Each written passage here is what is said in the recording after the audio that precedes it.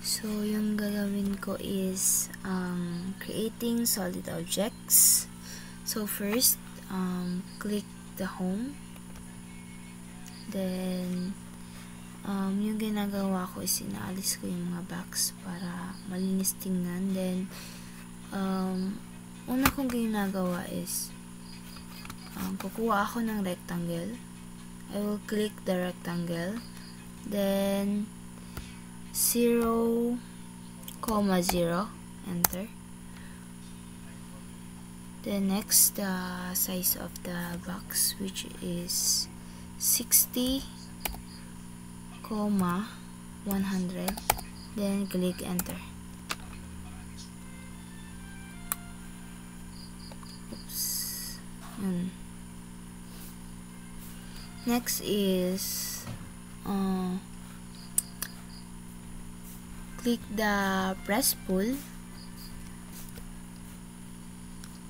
here in the box, then bababa, and the size is 15, enter, and click ESC. Next, click the box, then type M for move, then enter. Move mo yung box, then ito, click mo, then delete. Ayan, ayusin lang natin. Then next is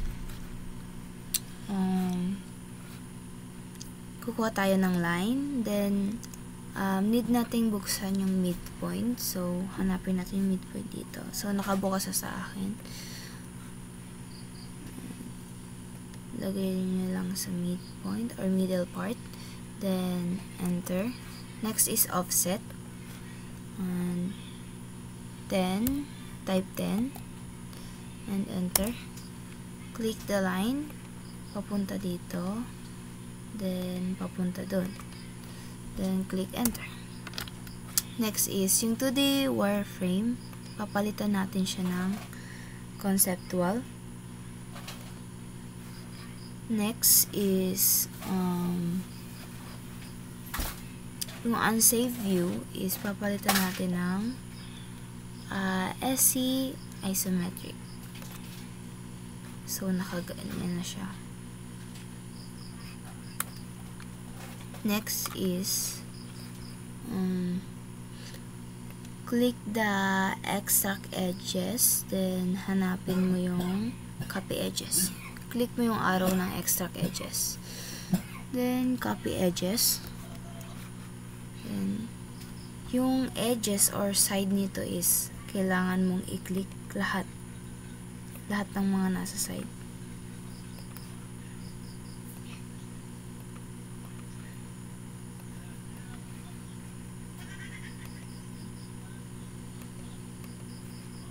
Then, dito sa loob.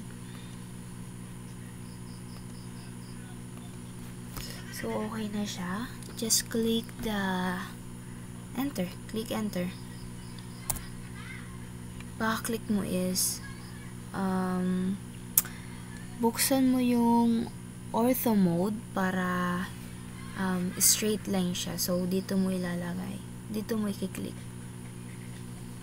Then, the size is 30. Enter. So, ganyan na siya. Well, kukuha tayo ng circle. Then, hanapin natin yung midpoint, which is dito. Click. Hanggang dito sa, pag may lumampas na X, hanggang dun lang po. Then, okay. Yung ginagawa ko is binabalik ko siya sa 2D wireframe para mabalis yung pag-trim niya or pag-X niya. So, inuuna ko yung sa gitna. Then, dito. Mano-mano siya. Then, delete. So, yung dito is sinitrim ko na siya. Click this, then click space, then ititrim ko dito, then dito. And enter. Then, ibabalik ko siya ulit sa conceptual. Next is, click the press pull. And, click mo lang to pababa. Then, click.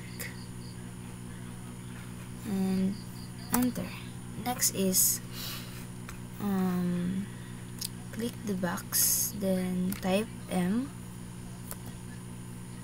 for move and enter. So, i-move natin to.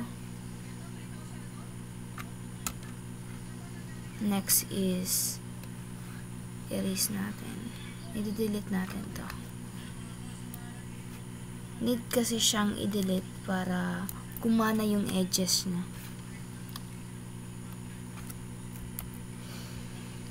So, ayusin lang natin. Yan, ganyan na siya. Next is click ulit natin yung copy edges. Then, ito pa pala. Sorry. Bago pala yon is, kailangan muna natin i-fillet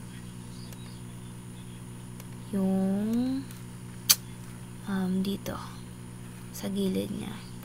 Yan. Fillet natin yan. So, click mo lang yung nasa gilid. Then, type 30. Enter.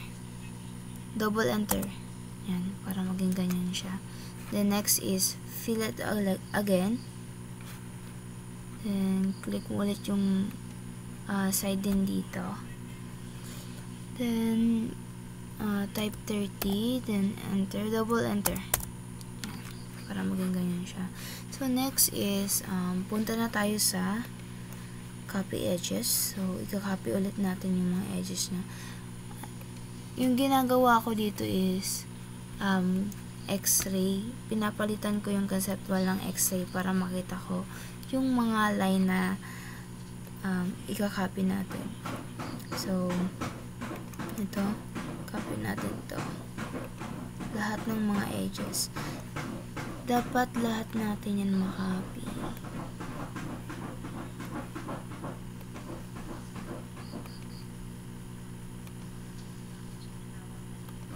Para hindi siya ma-reject. Yan. Copy natin yan lahat.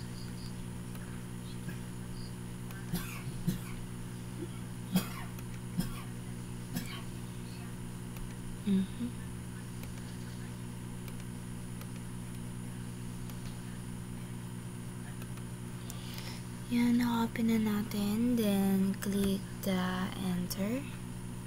Wait. Just check. Okay, enter.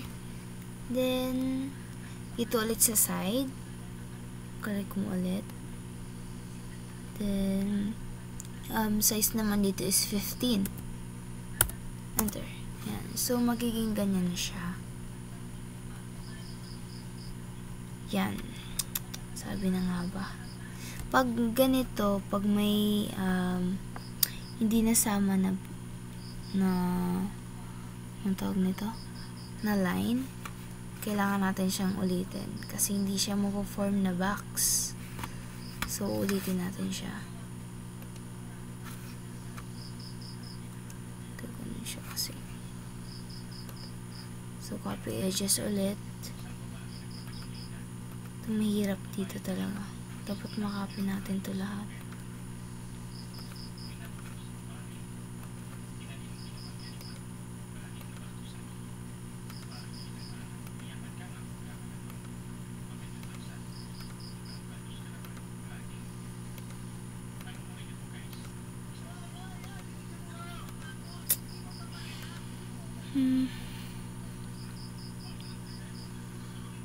Okay, check.